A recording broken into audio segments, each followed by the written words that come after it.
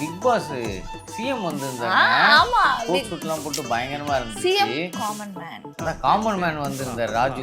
Sir ஒரு நிமிஷம், நீங்க சிஎம் ஒரு காமன் மேன். எஸ் அமைதியா இருக்கணும்னு சொல்லிட்டு ஆப்போசிட்ல வந்து அரவிந்த் எடுக்கிறாரு. அரவிந்த் வரைக்கும் அமைதியா இருந்து ஆமா. பார்த்ததே கிடையாது. ரோல்ஸ் ரிவர்ஸ் ஆயிடுச்சு. இதுக்கு வந்து ஜட்ஜி யாருன்னு பார்த்தா கரிஷ்மா.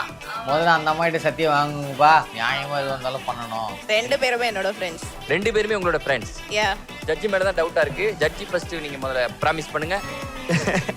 எதுனா ஒன்னா இங்க ஜட்ஜஸ் இழுத்துருவாரு. ஆமா அதே மாதிரி இந்த வாட்டி ராஜு பாய் எழுதிட்டாரு. இழுத்து அவர் பாருங்க, அவர்லாம் பொழுதுபோக்கு தான், ஜாலியா இருந்தாரு, பொழுதுபோக்கு. அது ஒரு ராஜு வந்து ஏய் அப்ப நான் ஒழுக்கமா இல்லன்றியா? ஒழுக்கமே இல்லையா உங்களுக்கு? ஒழுக்கமே இல்லையா? கூப்பிட்டோன்னே வந்திருக்கேன், ஒழுக்கம் இல்லையான்ற. இதுவே என்னோட சாட்சி. நிறைய பேர் இந்த மாதிரி அவங்க இப்படி திருப்பி சொல்லும் போது அவங்களே மாட்டிக்கிறாங்க. மாட்டிக்கிட்டு நீங்களே சொல்லிட்டீங்க, அவ்வளவுதான், நீங்களே ஒத்துக்கிட்டாங்க அப்படின்ட்டு. நீங்களா ஒரு கொஸ்டின் குடுக்குறீங்க, ரெண்டு பேரும் நிப்பாட்டுறீங்க, இதுக்கு அதுக்கு பேசுங்க வாதாடுங்க சொல்றீங்க. இப்படி பேசினாலும் குத்தம், அப்படி பேசினாலும் குத்தம். நிறைய பொழுதுபோக்கு அம்சங்கள் பண்ணினார். ஒழுக்கம்ங்கிறது மனுஷனுக்கு இருக்க வேண்டிய ஒண்ணு. இருக்க வேண்டியதை ஒத்துக்கொண்டார் அவரே.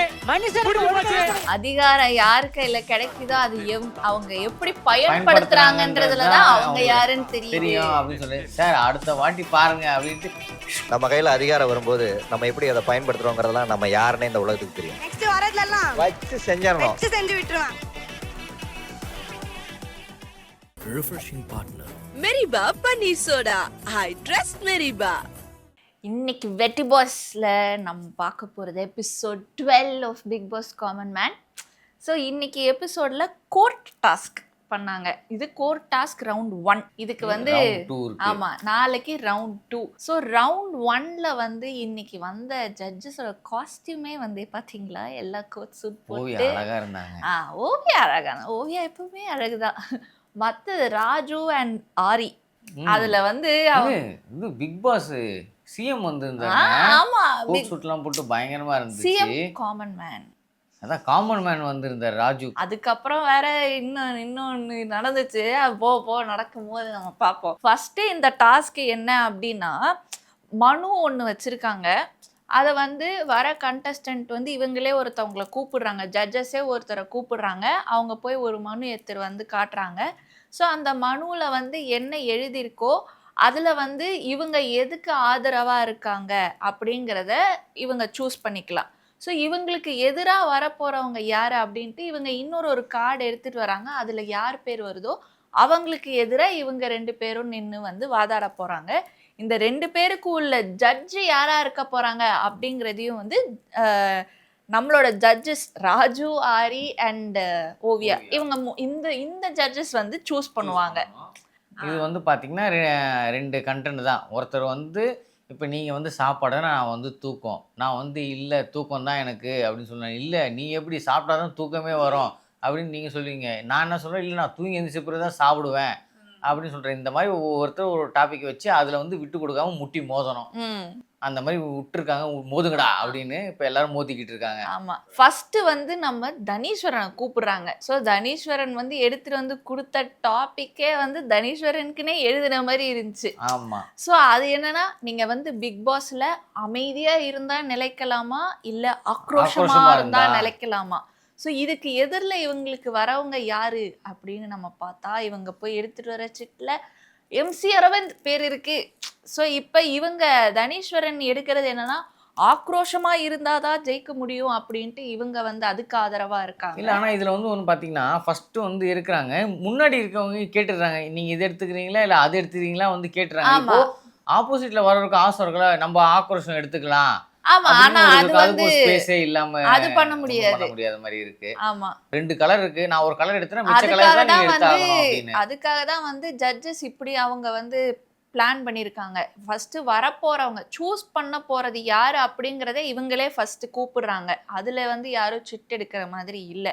ஸோ மேபி இவங்க வந்து யாரோட பர்ஃபார்மன்ஸ் வந்து நான் இன்னும் கொஞ்சம் நிறைய பார்க்கணும்னு நினைக்கிறாங்களோ அவங்களுக்கு வந்து இவங்களே சூஸ் பண்ணி வந்து அவங்கள நீ ஏன் வந்து உன்னோட மனு என்ன, நீ எதுக்கு ஆதரவா இருக்க போற, நீயே சூஸ் பண்ணிக்கோ, சூஸ் பண்ணிட்டு இப்பயாச்சும் நீ நல்லா பண்றியா பாப்பான் அப்படின்ட்டு அவங்கள்ட்டயே வந்து விட்டு பிடிக்கிற மாதிரி இவங்க வச்சிருக்காங்களோ என்னவோ. யாரெல்லாம் இன்னும் பெட்டரா புரியுது. பெர்ஃபார்ம் ஆமா, இப்ப பண்றாங்களோ தனீஸ்வரன் வந்து கம்முன்னு இருந்தாரு. இப்ப அவரு வந்து இல்ல ஆக்ரோஷம் அப்படின்னு சொல்லிட்டு ஒரு டாபிக் எடுக்கிறாரு.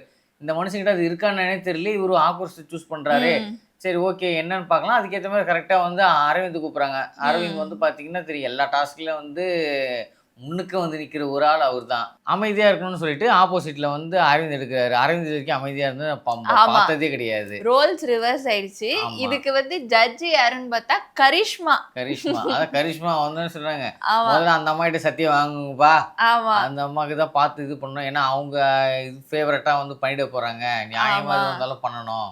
ஆமா. அதே மாதிரி கடைசியில அவங்க சொன்ன ஜட்ஜ்மெண்ட்டும் கடைசியில கரிஷ்மாவும் குழம்பி இது பண்ணி இல்ல, ஃபர்ஸ்ட் first வந்து இவங்களுக்கு தான் சொன்னாங்க, அரவிந்துக்கு தான் சொன்னாங்க, ஒரு பாயிண்ட் கொடுத்துட்டாங்க. ஆமா. ஏய் அப்படின்னு ஜட்ஜஸ், இல்ல எனக்கு இன்னும் இவங்க சொன்னதான் கரெக்டா இருக்கும்னு தோணுது ஆ, அப்படின்னு சொல்லிட்டு இவங்க கிட்ட மாத்திட்டாங்க. கரெக்டா என்னமா சொல்றேன், இல்ல இவர் தான் தடீஸ்வரன் தான் அப்படின்னு சொல்லிட்டாங்க. சோ அதுக்கேத்த மாதிரி இவங்க 2 பேரும் வாதாடினதுலயுமே வந்து தனீஸ்வரன் கரெக்டா பாயிண்ட் எடுத்து வச்சு சாட்சிக்கு வந்து நம்ம பேபி அக்காவெல்லாம் கூப்பிட்டு அவங்க சாட்சிக்கு வந்து பேபி அக்கா கேட்ட கேள்விக்குமே வந்து MC அரவிந்தால கரெக்டா பதில் சொல்ல முடியல. நம்ம கரிஷ்மா வந்து விட்டு கொடுப்பாங்களா?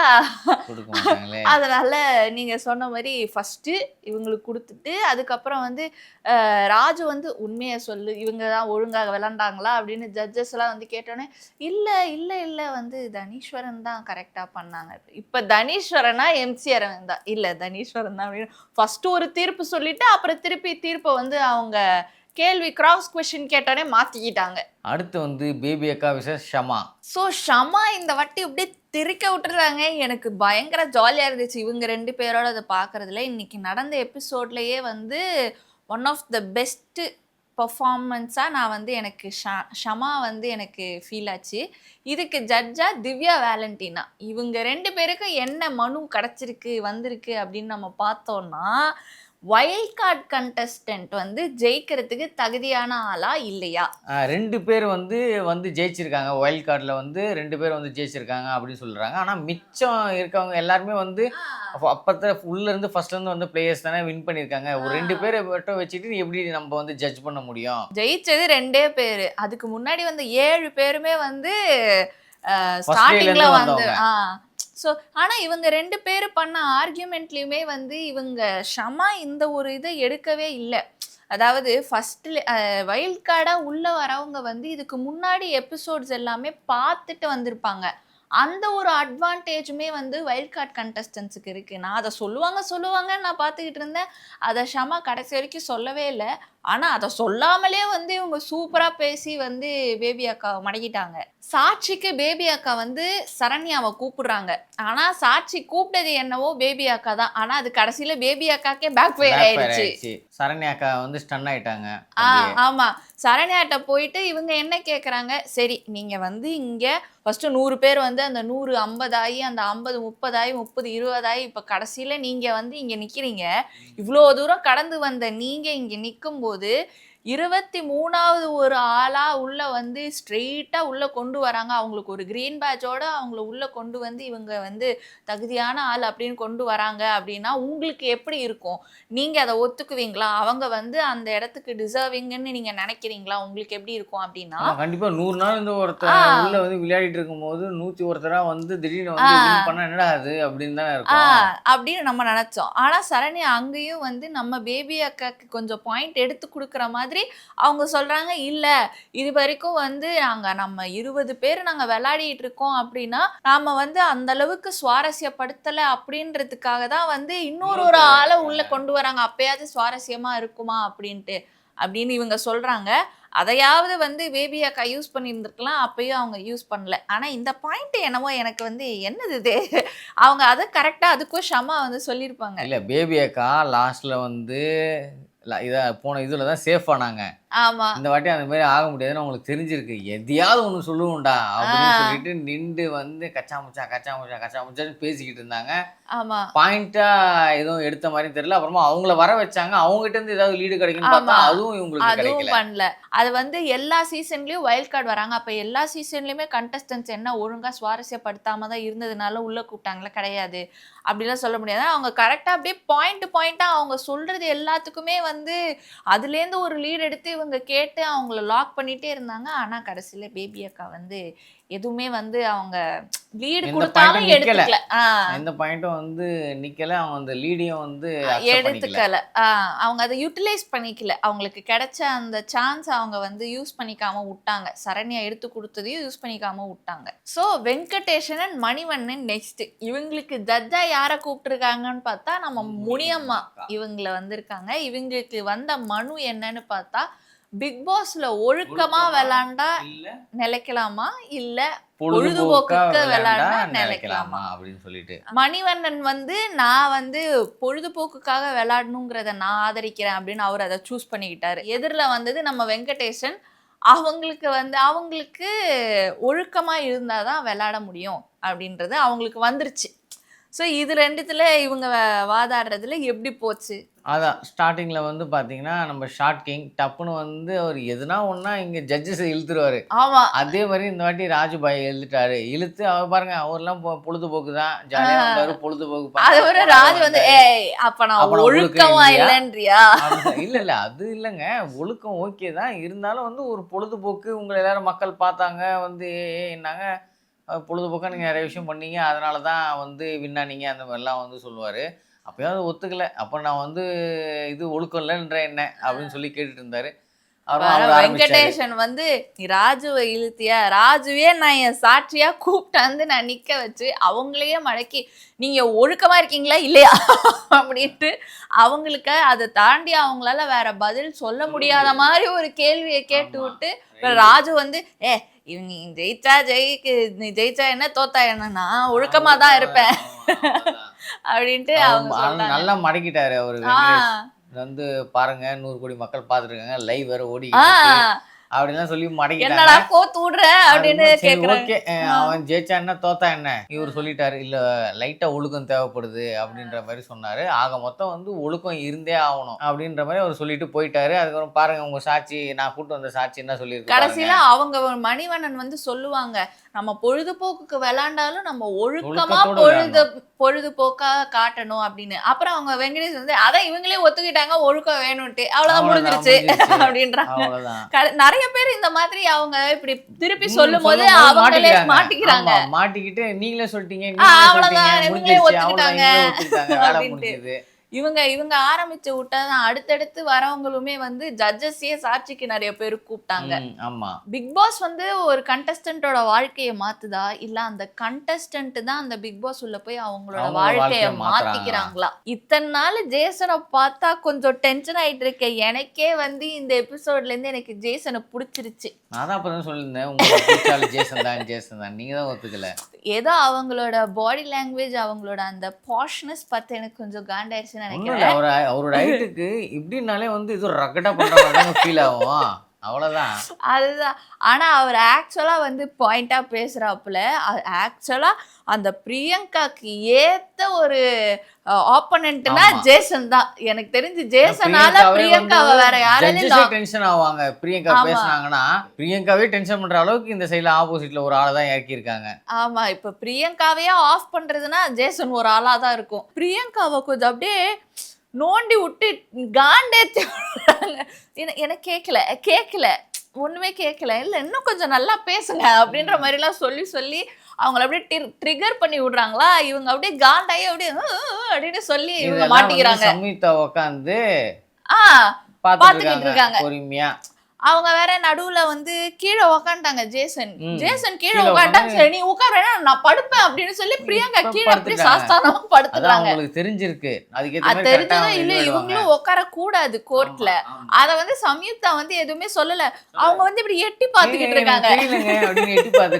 அப்புறம் ராஜு வந்து ஏமா ஏதாவது பண்ணுமா ஜட்ஜு சொல்லுமா அப்படின்னு சொல்லி சொன்னாங்க. எங்க எனக்கு தெரியவே இல்லையே அப்படின்றாங்க. அதுக்கப்புறம் அவங்க 2 பேர்த்தையும் கண்டெம்ட் ஆஃப் கோர்ட் எந்திரிச்சு நின்று பேசுங்க அப்படின்னு சொல்லி 2 பேரையும் எழுப்பி விட்டுறாங்க. அப்புறம் இவங்க 2 பேரும் பேசுனதுல வந்து ஜேசன் தான் வந்து நிறைய பாயிண்ட் எடுத்து வச்சாங்க. ஸோ அதனால இவங்க தான் ஜெயிச்சிடுறாங்க. இப்போ அடுத்து ஹைடு கார்த்தியும் ரஞ்சித் இவங்க 2 பேர் தான் வந்து இப்போ வாதாடுறாங்க. இவங்களுக்கு வந்திருக்க மனு என்னன்னு பார்த்தா, பிக் பாஸ் வந்து ஸ்கிரிப்டடா அன்ஸ்கிரிப்டடா. ரஞ்சித் நிறைய பாயிண்டா பேசாரு. பாவம் நம்ம ஹைடு கார்த்திக் அப்படி திணறுது. இவங்க வந்து கடைசியில மற்றவங்கள மாதிரி இவங்களும் வந்து ஓவியாவே வந்து அவங்க ஆமா இழுத்து சாட்சியா என்ன ஓவியா வந்து அவங்க விளையாடும் போது பாத்தீங்கன்னா கொக்கு இட்டு முட்டை நட்ட கொட்டை அப்படின்னு சொல்லி வந்து பாடிக்கிட்டு இருந்தாங்க. ஸ்கிரிப்டா பண்ணியிருந்தா அது இந்த அளவுக்கு ரீச் ஆயிருக்காது. அவங்க அந்த இடத்துல வந்து அன்ஸ்கிரிப்டடா பண்ணி அவங்க ஒரு விஷயம் பண்ணனாலதான் இந்த அளவுக்கு அவங்களுக்கு ஃபேம் கிடைச்சிருக்குது, போயிருக்கு வந்திருக்கு. ஸ்கிரிப்டடா இருந்தா அது நல்லா இருந்திருக்காது அப்படின்ற மாதிரி சொன்னாங்க. இப்போ எல்லாமே வந்து இப்போ உள்ள வராங்க, இந்த ரூம்ல நீங்க இருக்கணும், இந்த ரூம்ல இருக்கணும், இதை பண்ணணும் அதை பண்ணணுன்றது வந்து பாத்தீங்கன்னா ஸ்கிரிப்டடு. ஆனா அது அவங்க எப்படி பண்றாங்க, அது வந்து அவங்க எப்படி கொண்டு போனாங்க அப்படின்றது வந்து அன்ஸ்கிரிப்டட் தான். அது யாராலுமே வந்து சொல்ல முடியாது. அதுல ஒவ்வொரு விஷயங்கள் நடக்கும், அது ஒரு விஷயங்கள் வந்து ஃபேமஸ் ஆயிருக்கும். ஒருத்தவங்களுக்கு அவங்க பர்சனலா உள்ள வரும்போது அவங்களுக்குன்னு ஒரு ஸ்கிரிப்ட் வச்சு எடுத்துட்டு வருவாங்க. ஆனா ஷோக்குன்ட்டு ஒரு ஸ்கிரிப்ட் கிடையாது. எல்லாருக்கும் ஹியூமன் எமோஷன்ஸ் எல்லாம் இருக்கு, அதெல்லாம் ஸ்கிரிப்டடா வராது, அன்ஸ்கிரிப்டடா தான் வந்து இருக்கும் அப்படின்னு சொல்லிட்டு இவங்க ஜெயிச்சிடுறாங்க. ஸோ நெக்ஸ்ட் வந்து ஜட்ஜஸ் யாரை கூப்பிட்றாங்க அப்படின்னு பார்த்தா, ஆரி வந்து நம்ம ஷோபாவை வந்து கூப்பிடுவாங்க. ஸோ அவங்களோட ட்ரெஸ் இன்னைக்கு சூப்பராக இருந்துச்சு. அவங்களோட எல்லா ஃபேஷன் சென்ஸுமே ஒவ்வொரு எபிசோட்லேயும் சூப்பராக இருந்துச்சு. நானும் சரி போய் சும்மா போய் பார்த்தா அவங்க மாடல். ஸோ இது என்னன்னா, இப்போ பிக் பாஸில் இருக்கணும் அப்படின்னா அழகாக இருந்தால் ஜெயிக்கலாமா, அறிவாக இருந்தால் ஜெயிக்கலாமா அப்படின்றது தான் இவங்களுக்கு மனுவா வந்துருச்சு. அதுக்கு வந்து இவங்க எனக்கு பிரெயின்ஸ் தான், அறிவாக இருந்தால் தான் ஜெயிக்க முடியும்னு இவங்க வந்து அதுக்கு ஆதரிக்கிறாங்க. இவங்களுக்கு ஆப்பனண்டா யார் வராங்க அப்படின்னு பார்த்தா அபிநயா பேர் வந்துருச்சு. ஸோ அபிநயா வந்து அழகு இருந்தால் தான் ஜெயிக்க முடியும் அப்படின்னு சொல்லிட்டு இவங்க வாதாடணும். இப்போ எவ்வளவோ வந்து கேர்ள்ஸ் அழகாக வந்திருப்பாங்க, ஆனால் கடைசியில் ஜெயிச்சது யாரு? நம்ம அறிவு இருக்கிற ராஜு அண்ட் ஆரி தான் ஜெயிச்சாங்க. அப்போ ராஜுவும் ஆரியும் வந்து அழகா இல்லையா? இல்லை வந்த மற்ற கண்டஸ்டன்ஸுக்கு யாருக்கும் அழகா இருந்தவங்களுக்கு வந்து அறிவு இல்லையா? இல்ல அறிவு இருக்கவங்கெல்லாம் இங்க அழகா இல்லையா அப்படின்னு சொல்லி அங்க ஒரு குழப்பமாயி நடுவுல வந்து மாயா வந்து ஏன் நீங்க அவங்க 2 பேரையும் மட்டும் சொன்ன, ஏன் என்னையும் ஓவியாவையும் சொல்லல? நாங்க 2 பேருக்கும் எங்க 2 பேருக்கும் அறிவு இல்லையா அப்படின்ற மாதிரி கேட்டாங்க. அப்ப வந்து அது இல்ல அப்படிலாம் இல்ல, நான் என்ன சொல்ல வரேன்னா பிரெயின்ஸ் தான் முக்கியம். நீங்களா ஒரு கொஸ்டின் கொடுக்குறீங்க, 2 பேரும் நிப்பாட்டுறீங்க, இதுக்கு அதுக்கு பேசுங்க வாதாடுங்கன்னு சொல்றீங்க. இப்படி பேசினாலும் குத்தம், அப்படி பேசினாலும் குத்தம், அப்படி என்னதான் பண்றது? அப்படிதான் இருந்துச்சு அவங்களோட மைண்ட் வாய்ஸ். ஆமா, அவங்க மைண்ட் வாய்ஸ் என்னவோ அப்படி இருந்துச்சு. ஆனா அவங்க என்ன பண்ணியிருந்திருக்கலாம் அப்படின்னா, அவங்க வந்து அழகு வந்து இப்படி பொண்ணு தான் அழகா இருப்பா அப்படின்னு சொல்லாம, அழகுன்றது ஒரு ஜென்ரலான விஷயம், அறிவுங்கிறதும் ஒரு ஜென்ரலான விஷயம், அதை அப்படி அவங்க ஜென்ரலா எடுத்துட்டு போய் பேசியிருந்தாங்க அப்படின்னா வந்து இங்க ஒரு பிரச்சனையாவே ஆயிருந்திருக்காது. பெண்கள் தான் வந்து அழகா இருக்காங்க அப்படின்னு நீங்க சொல்றீங்க. இப்ப யார் அழகா இருக்கா, யார் அறிவா இருக்கான்னு நீங்க நினைக்கிறீங்க அப்படின்னு ஏதோ கேட்குறப்போ அபிநயா வந்து சொல்லுவாங்க, அவங்கள பொறுத்த வரைக்கும் அழகுனா பெண்கள், அறிவுனா ஆண்கள், இதுதான் அவங்க சொல்ல வராங்கன்னே பாட்டு மாயா ஊ அப்படின்னு அவங்க கிளாப் பண்ணி அவங்க எக்ஸைட் ஆக ஆரம்பிச்சிட்டாங்க. அப்புறம் ஓவியா வேற வந்து அவங்க கேட்டாங்க, அப்ப என்ன உங்களை பொறுத்த வரைக்கும் பிக் பாஸ்ல ஜெயிச்சவங்களுக்கு மட்டும்தான் அறிவு இருக்கு, பிக் பாஸ்ல ஜெயிக்காதவங்களுக்கு எல்லாம் அறிவு இல்லை அப்படின்னு நீங்க சொல்றீங்களா? ஏன்னா இவங்க வந்து சொல்லியிருப்பாங்க, இல்ல நான் அப்படி சொல்லல, அவங்க தான் ஜெயிச்சாங்க அப்படிங்கிறதுக்காக வந்து நான் அவங்கள எக்ஸாம்பிளா நான் சொல்றேன், இவங்க வெறும் கொக்கு நட்டு பாட்டு பாடிட்டு அதுக்கப்புறம் நான் ஸ்ப்ரே அடிச்சிருவேன் அப்படின்னு சொல்லிட்டு இதுல அவங்க ஃபேம் தான் கிடைச்சதே தவிர அவங்க பிரெயின் யூஸ் பண்ணி விளையாடி இருந்தா அவங்க ஜெயிச்சிருப்பாங்க அப்படின்னு டப்புன்னு இப்படி சொல்லிட்டாங்க. அதான் பின்ன நோண்டிட்டே இருந்தா என்ன பண்றது, அதனாலதான் வச்சு அடிச்சேன். அதுக்கப்புறம் இவங்க வந்து அப்போ உங்களை பொறுத்த வரைக்கும் ஜெயிச்சவங்க தான் வந்து அறிவு இருக்கு நீங்க நினைக்கிறீங்களா அப்படின்னு சொல்லி அது கேட்டு, உனக்கு அறிவுல நீ ஜெயிக்கல, நீ வந்து அது இதுன்னு சொல்லிட்டு போயிட்ட, அறிவும் ஜெயிச்சுட்டு போயிட்டான் அவ்வளவுதான் இப்போ அப்படின்ற மாதிரி ஆயிடுச்சு அவங்க சொன்னது. ஆமா, இது கடைசியில டார்வின் தான் வந்து இங்க ஜட்ஜா இருந்தாங்க. டார்வின்ட்ட சரி ஓகே நீங்க என்ன சொல்றீங்க அப்படின்னா ஷோபா தான் அப்படின்னு சொல்லி ஷோபா வந்து ஜெயிச்சிடுறாங்க அந்த இடத்துல. ஸோ இப்போ ஜட்ஜா வந்தவங்க யாருமே வாதாடல. ஸோ இதனால நாளைக்கு கோர்ட் ரவுண்ட் 2 ஸோ இதுல வந்து இப்ப ஜட்ஜா இருந்தவங்கலாம் நாளைக்கு நாளைக்கு வந்து வந்து வாதாடுவாங்க. பெஸ்ட் பெர்ஃபார்மர் வந்து ஜேசனுக்கு கொடுத்துருக்காங்க. என்னதான் ஜேசன் நல்லா பண்ணியிருந்தாலும் எனக்கு வந்து வெங்கடேஷனுக்கு வந்து பெஸ்ட் பெர்ஃபார்மர் கொடுத்துருந்தா சூப்பரா இருக்கும்னு நினைக்கிறேன். ஏன்னா வந்து அவங்க சாட்சிக்கு ஜட்ஜையே கூப்பிட்டு அவங்க Judge ஜட்ஜையே வாயாலேயே திக்கு வந்து முக்காய் நிக்க விட்டு அதுக்கப்புறம் அந்த கேஸை ஜெயிச்சுட்டும் போயிட்டாங்க. ஒஸ்ட் பர்ஃபார்மன்ஸ் யாருன்னா சம்யுக்தா. அவங்க தான் வந்து ஜட்ஜாக உட்காந்துக்கிட்டு இருந்து இப்படி இப்படி இப்படி பார்த்துக்கிட்டு இருந்தாங்க. அதுக்கப்புறமா வந்து ஆரி டென்ஷன் ஆகிட்டாரு. நீங்கள் ஏன் அப்படி கம்முன்னு உட்காந்துருந்தீங்க, உங்கள் சைட்லேருந்து எதுவுமே வரலையே. அவங்க ஃப்ரெண்ட்ஸ் எல்லாருமே அதான் சொன்னாங்க. இல்லை அவங்க ஒன்றுமே பண்ணல, சும்மா தான் உட்காந்துருந்தாங்க, கன்ஃபியூஸ் ஆகிட்டாங்க, ஜோன் அவுட் ஆகிட்டாங்க.